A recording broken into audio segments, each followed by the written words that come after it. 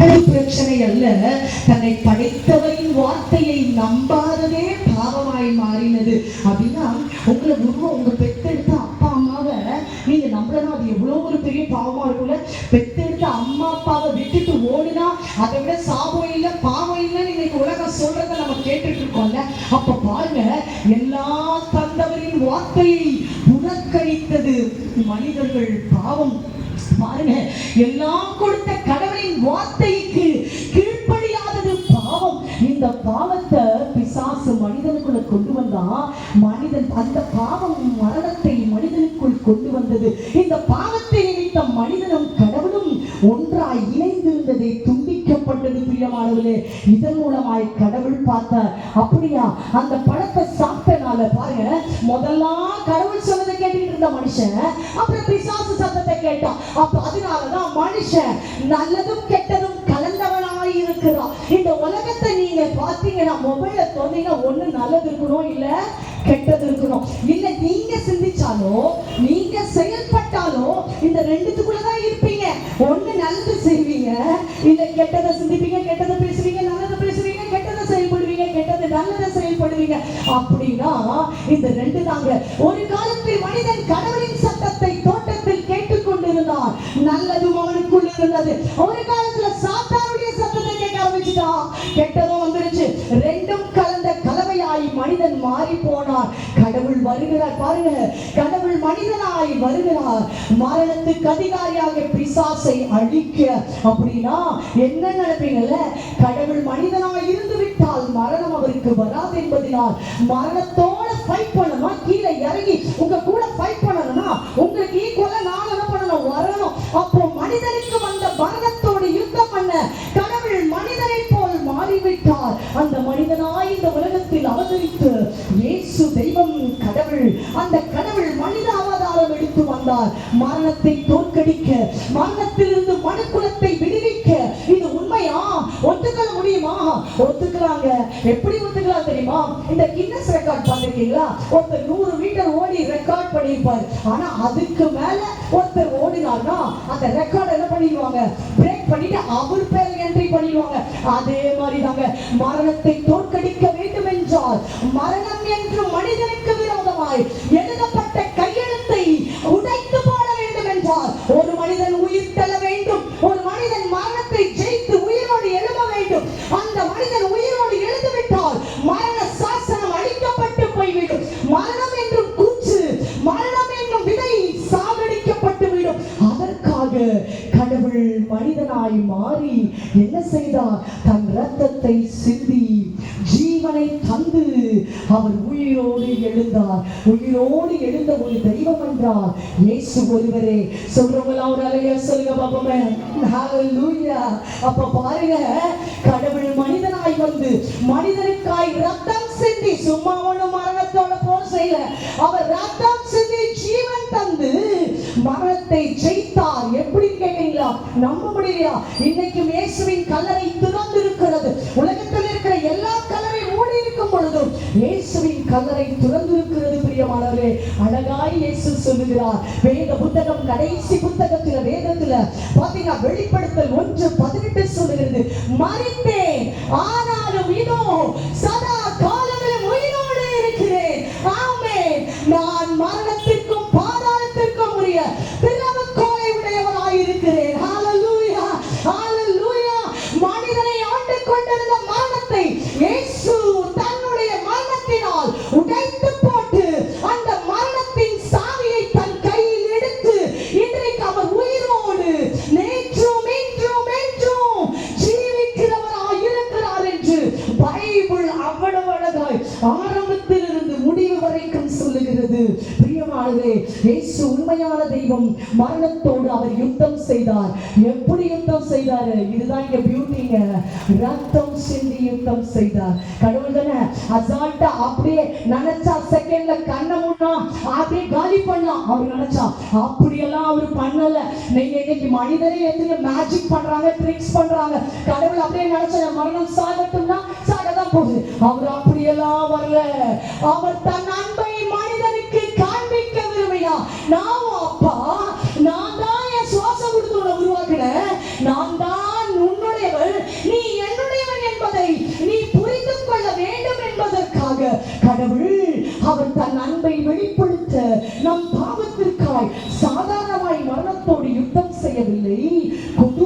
பயங்கரமாய் அடிபட்டு தன் சரீரத்தில் இருந்த அத்தனை ரத்தத்தையும் அவர் சிந்தி தன் அன்பை வெளிப்படுத்தி மரணத்தை ஜெயித்தார். ஈஸியா அவர் வல்லமையில மரணத்தை ஜெயிக்க முடியுங்க. ஆனா அவர் அப்படி ஜெயிக்கல. அவர் எப்படி ஜெயித்தார்னா தன் அன்பை வெளிப்படுத்த I love you, I love you, நான் உன்னை ரொம்ப நேசிக்கிறேன் மனிதனே, நான் உன்னை நேசிக்கிறேன் என்பதை உனக்கு புரிய வைக்கிறேன் என்று கல்வாரியில் இயேசு கொடூரமாய் ரத்தம் சிந்தினார். ஏங்க ரத்தம் சிந்தினார் உங்களுக்கு தெரியும்ல? அவருடைய தலையில அடி, முள்முடி, பாத்தீங்கன்னா தோல்ல பாரமான சிலுவை, கரங்களில ஆணிகள், கால்களில ஆணிகள், சரீரம் முழுவதும் முதுகெல்லாம் அப்படியே ரிப்பன் மாதிரி தொங்குச்சாங்க. அப்படியே கிழிந்து கிழிந்து அப்படி இயேசு கொடூரமாய் மரிக்க தன்னை ஒப்பு கொடுத்தார். கல்வாரி சிலுவையில கடைசி சொட்டு ரத்தத்தையும் சிந்தினார் என்று பைபிள் அழகாய் சொல்லுகிறது. காரணம் ஏன் அவர் ரத்தத்தை சிந்தணும்? ஏன் சாதாரண நம்மளை காப்பாத்தினால மரணத்துல இருந்து ஈஸியா அவர் வல்லமையை வைத்து காப்பாத்தினால அவருக்கு தான் வல்லமை இருக்குல்ல. ஏன்னா இந்த உலகத்தை அவர் எப்படி உருவாக்கினார் தெரியுமா? உண்டாகட்டும் நான் உண்டாயிடுச்சான், வானம் உண்டாகட்டும் உண்டாயிடுச்சான். பைபிள் சொல்லுது இங்க மரம் உண்டாகட்டும் வந்துருச்சான், இந்த மிருகம் உண்டாகட்டும் உண்டாயிடுச்சாங்க. ஆனா மனிதனை மாத்திரம் அப்படி உண்டாகட்டும்னு சொல்லி உண்டாக்கல. அவர் ரசிச்சு தன்னை போல் தன் சாயலாக தன்னை போல் மனிதனுடைய மண்ணை எடுத்து மண்ணிலிருந்து மனிதனை அவர் உருவாக்கினார். அதனால சாதாரணமா சாகல, ரத்தத்தை சிந்தி. ஏங்க ரத்தத்தை சிந்தினார் நினைக்கிறீங்கல்ல? ஏன்னா நம்ம பாவம் எல்லாம் எங்க தெரியுமா ஓடிக்கிட்டு இருக்குது? ரத்தத்துல ஓடிக்கிட்டு இருக்குங்க. உண்மையா? என்ன சிஸ்டர் சொல்றீங்க? பாவம் நம்ம ரத்தத்திலே இருக்கு. ஆமாங்க. அதனாலதான் நீங்க பார்த்து உங்க பிள்ளைய பார்த்து சொல்றீங்க, பார் அம்மா மாதிரியே வாயாடுதுவர், அப்பா மாதிரியே கோபப்படுதுவர். எங்க இருந்து கேரக்டர் வந்துருச்சு? பிளட்ல இருந்து வருது, டிஎன்ஏல இருந்து வருது. ஆதாம் ஏவாள் செய்த பாவத்துல இருந்து கேரக்டர் அப்படியே பிள்ளைக்கு பிள்ளையா மாறி மாறி மாறி மாறி வந்துகிட்டு இருக்கு. பிளட்ல தான் கேரக்டர் இருக்கு. அதனாலதான் பாவமும் ரத்தத்தில் இருக்கு. கெட்ட கேரக்டர் இருக்கு இல்ல நமக்கு. அந்த கெட்ட கேரக்டர் மாத்துறதுக்கு அந்த ரத்தத்தில் ஓடும் பாவத்தை கழுவுவதற்கு இயேசுவின் புனித ரத்தம் தேவைப்பட்டது. அப்படியா? அப்படின்னா ஏன் ரத்தத்துல வர்றது? ஜென்ம பாவம் நம்ம செய்யறோம் தெரியுமா? கர்மா, அது நம்ம செய்யற பாவம். ஏற்கனவே ரத்தத்துல பாவம், அதை வச்சு நம்ம என்ன பண்ணிட்டு இருக்கோம்? செயல் என்ன பண்ணிட்டு இருக்கோம்? பாவம் செய்து கொண்டு இருக்கிறோம். அப்ப பாருங்க, இந்த ஆடு ரத்தம், கோழி ரத்தம் ஒரு காலத்துல நம்ம பலி கொடுத்தோம்ல, அது எதுக்கு கொடுத்தோங்க? இன்னசென்ட் பிளட்னு கொடுத்தோம். அதுல என்ன இல்ல? பாவம் இல்ல.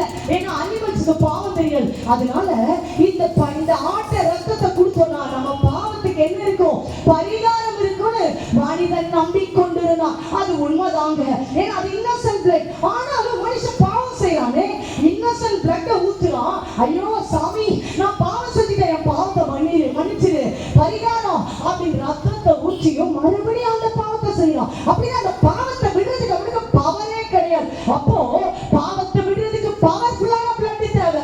அந்த பவர்ஃபுல்லான பிளட் இருந்தா ஒரு முறை செய்த பாவத்தை அது உன்னை கழுவி விட்டால் மறுபடியும் அந்த பாவத்தை செய்யாமல் உனக்கு அந்த பிளட் என்ன பண்ணும்? ஹெல்ப் பண்ணுங்க. அதுக்காக கடவுள் தன்னுடைய ரத்தத்தை அவர் சிந்த முயற்சித்தார். அப்படின்னா அவர் சிந்தினார். எப்படின்னு கேட்கிறீங்களா? அவர் ரத்தம் பரிசுத்தமானதுங்க. அது எப்படி சொல்றீங்க? இயேசுவோட ரத்தம் பரிசுத்தம் சொல்றீங்க, அது உண்மையா? உண்மைங்க. எப்படி உண்மைன்னு ஆதாரம் உண்டு. அவர் பூமியில் வாழ்ந்த நாட்கள்ல பைபிள்ல பாத்தீங்கன்னா ஒரு பாவமும் செஞ்சதாக பைபிள்ல சொல்லல. பாவம் அறியாதவராய் வாழ்ந்தாராம், பாவம் செய்யாதவராய் வாழ்ந்தாராம், பாவம் செய்ய முடியாதவராய் வாழ்ந்தாராம். இயேசு கிட்ட ஒரு சம்பவம் நடக்குது. ஒரு பெண்ணை விபச்சாரம் பண்ணிட்டா. அவளை கூட்டிட்டு வந்து யூதகுல மக்கள் என்ன பண்றாங்க தெரியுமா? இயேசு கடவுளிடம் வந்து, இவன் இப்படி பாவம் செஞ்சிட்டா, எங்க மோசேயுடைய பிரமாணம் சொல்லுது இவனை கல்லெறிஞ்சு கொல்லணும்னு, நீங்க என்ன சொல்றீங்க அப்படின்னு கேட்டா, பாவம் செய்த அந்த பெண்ணை கூட தண்டிக்கிற பாவத்தை கூட இயேசு செய்யவில்லை. உங்ககிட்ட அவனதா பாவம் இல்லைன்னா அவனை கல்லெறிஞ்சு கொல்லு அப்படின்னு சொல்லிட்டு விட்டுட்டாருங்க.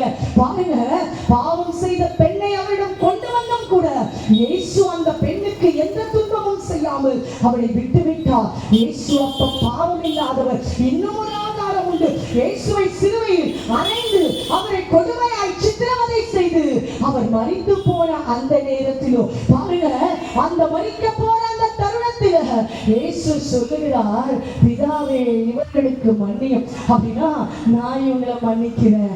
பாருங்க, பழி வாங்குறது கூட சிந்தை இல்லைங்க, மிரட்ட கூட இல்லைங்க. பைபிள் சொல்லுது, அவர் அடிக்க வரும்போது அவர் யாருமே மிரட்டலையா. என்ன அடிக்கிறீங்களாடா, நீங்க பாருங்க உங்களுக்கு என்ன ஆகும் பாருங்க, அப்படியெல்லாம் கூட சொல்லலையா, பயமுறுத்தலையா, யாரையும் துன்பப்படுத்தவில்லையா. இயேசுவின் ரத்தம் பாவம் இல்லாதது என்பதற்கு அவர் வாழ்ந்த வாழ்க்கை நமக்கு காண்பிக்கிறது. அப்போ பாவம் இல்லாத ரத்தம் இது உண்மைதானாங்க அப்படின்னு கேக்குறீங்களா? இயேசுவின் ரத்தத்தை ஒரு ஆர்கியாலஜிஸ்ட் கண்டுபிடிச்சிருக்காங்க. ரான்யாட் என்ற ஒரு மனிதன் இயேசுவின் ரத்தத்தை கண்டுபிடித்தார். உண்மையா? எப்படி கண்டுபிடிச்சாரு? இயேசு 2000 வருடத்துக்கு முன்பாக கடவுள் மனிதனாய் இந்த உலகத்திற்கு வந்தாரு. அந்த ரத்தம் எப்படி கிடைக்கும் அப்படின்னு நீங்க நினைக்கிறீங்களா? உண்மைங்க. அது எப்படி கிடைச்சதுன்னா, இயேசு சிலுவையில் அறையப்பட்ட அந்த கொல்கத்தா மலை சரித்திரம் சொல்லுகிறது. அவர் மரிக்கிற தருவாயில பூமி அதிர்ச்சிகள் ஏற்பட்டதா, அந்த இடத்துல 3 யூனிட் ஆஃப் பிளட் அந்த வெடிப்புக்குள் ஊற்றப்பட்டு காய்ந்து உறைந்து அது வெடிப்புக்குள் இருந்ததால பாதுகாப்பா இருந்ததாங்க. அந்த ரத்தத்தை ரான்யாட் தேடி எடுத்தார், கண்டுபிடித்தார்கள். அந்த ஆர்கியாலஜிஸ்ட் கண்டுபிடித்த அந்த இயேசுவின் ரத்தத்தை எடுத்து பாத்தீங்கன்னா எங்க கொடுக்குறாங்கன்னா, மம்மிஸ் எல்லாம் டெஸ்ட் பண்ற லேப் டெக்னீஷியன்ஸ் கையில அதை கொடுக்குறாங்க. கொடுக்கும் பொழுது என்ன நடந்தது தெரியுமா? பாருங்க, அது காய்ந்து போன ரத்தம்.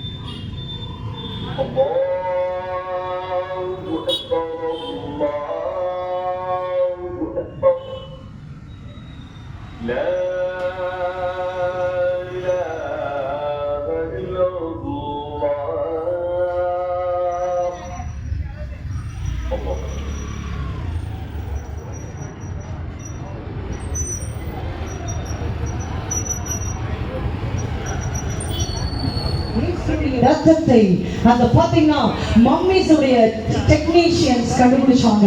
லேப் டெக்னீஷியன்ஸ் எப்படி கண்டுபிடிச்சாங்கன்னா, உறைந்து போன அந்த ரத்தத்தை செலைன் வாட்டர் ஊத்தி பாத்தீங்கன்னா, அந்த செலைன் வாட்டர் ஊத்தி அதை சுழற்சியில வச்சாங்கன்னா பாத்தீங்கன்னா ஒரு நாள் முழுவதும் அதை லிக்விட் ஆக்கி உறைந்து போன ரத்தத்தை தண்ணீர் பதத்துக்கு கொண்டு வந்து மனுஷனுடைய பாடி டெம்பரேச்சருக்கு கொண்டு வந்து அதை கண்டுபிடித்து அதில் இருக்கிற அணுக்களை எடுத்து பார்த்தோன்னே பயங்கர ஒரு ஷாக் ஆனாங்களாம். அதிர்ச்சியும் ஆச்சரியமும் காத்திருந்தது. என்னன்னா, நல்லா கவனிங்க, நம்ம உடம்புல இருந்து ரத்தம் வெளியே வந்த உடனே கிளாட் ஆகும். அதுக்கு காரணம் என்ன தெரியுமா? நம்ம பிளட்ல இருக்க செல்ஸ் செத்து போயிருவாங்க, அதனாலதான் அது உறைந்து போய் விடுகிறது. ஆனா இயேசுவின் ரத்தம் 2000 வருடங்களுக்கு முன்பாக காய்ந்து கருப்பாய் உறைந்து போன அந்த ரத்தத்துல பிளட் செல்ஸ் கண்டிப்பா இருக்கும், செத்துதான் போயிருக்கும். அதனால அந்த டெக்னீஷியன்ஸ் இது செத்து போயிருக்குமே, இந்த பிளட் என்னது வேஸ்ட் ஆச்சே அப்படின்னு சொன்னவங்க தான் ஆச்சரியத்தோடு பாத்தீங்கன்னா வாயை பிளந்தார்கள். என்ன அப்படின்னா, இயேசுவின் ரத்த அணுக்கள் சாகவில்லையா? இது உண்மையான கண்டுபிடிப்பு. டாக்டர் ரான்யாட் என்கிறவர் பாத்தீங்கன்னா அகர்வால் ஆராய்ச்சி செய்கிறவர், அவர் ஆர்கியாலஜிஸ்ட். அவர் கண்டுபிடித்த ஒன்றை தான் நான் இங்கு சொல்லிக் கொண்டிருக்கிறேன். இயேசுவின் ரத்தத்தை கண்டுபிடித்த பொழுது அந்த 2025 வருடங்களுக்கு மேலான அந்த ரத்தத்தில் அணுக்கள் சாகவில்லை. இயேசு சாகாதவர், அவர் கடவுள் என்பதை அது நிரூபித்தது. அதை அழகாய் சொல்லுகிறது. அந்த இயேசு உயிரோடு எழுந்தார் என்பதை என்பதை அவருடைய ரத்தம் நமக்கு நிரூபிக்கிறது. இன்றைக்கு விஞ்ஞானம் நிரூபிக்கிறது. இது உண்மையாங்க, உண்மைங்க. இயேசு உயிரோடு எழுந்த உடனே அப்படியே பரலோகத்துக்கு போல 40 நாள் இந்த பூமிக்குள் எல்லோருக்கும் அவர் தரிசனமானார் என்று சரித்திரமும் பைபிளும் சொல்லுகிறது. எல்லா சீடர்களும் பயந்து வீட்டை பூட்டிக்கிட்டு உள்ள உட்கார்ந்துகிட்டு இருக்காங்க. அந்த நேரத்தில் இயேசு பூட்டப்பட்டிருந்த வீட்டுக்குள் அவர் தரிசனமானாராம். தரிசனமான உடனே எல்லாரும் என்ன நினைச்சாங்க? ஐயோ, ஆவி வருது, செத்து போன ஆவி வருதுன்னு நினைச்சாங்க. பாத்தீங்க, நினைச்செல்லாம் தூரமா பயந்து ஒதுங்கினாங்களா அந்த சீடர்கள். இயேசு சொன்னாரா, நான் ஆவி இல்ல, நீங்க வந்து பாருங்க, என் கையை தொட்டுப்பா, என் விரலை, நீ ஓட்டையை தொட்டுப்பா, ஆணி அடிக்கப்பட்ட இடத்தை தொட்டுப்பா. இந்த இந்திய தேசத்திற்கு இயேசுவின் 12 சீடரில் ஒருவர் தோமா இந்த இந்திய தேசத்திற்கு வந்தார் இயேசுவை சொல்ல. அந்த தோமா அந்த இயேசுவின் கரங்களின் ஓட்டைகளை தொட்டு பார்த்து அந்த ஓட்டைக்குள் விரல் விட்டு அவர் உண்மையாக மனிதனாய் இருக்கிறார் என்பதை அவர் கண்கூடா பார்த்த ஐ விட்னஸ்ங்க. அதோட நிக்கலங்க, அவங்களை இன்னும் புரிய வைக்க, நான் உயிரோடு இருக்கிறேன், ஆவியாய் அல்ல, ரத்தத்தோடு சரீரத்தோடு நான் இருக்கிறேன் என்பதை ப்ரூவ் பண்றதுக்கு கடவுள் என்ன தெரியுமா செய்தாரா? சாப்பிட ஏதாவது கொடுங்கன்னு கேட்டு வாங்கி சாப்பிட்டு மீனையும் பிரெட்டையும் சாப்பிட்டு காண்பித்தாரா, நான் உயிரோடு இருக்கிறேன் என்று. இந்த வேத வசனம் எவ்வளவு உண்மையாய் சொல்லுகிறது. ஓ, இதோ மரித்த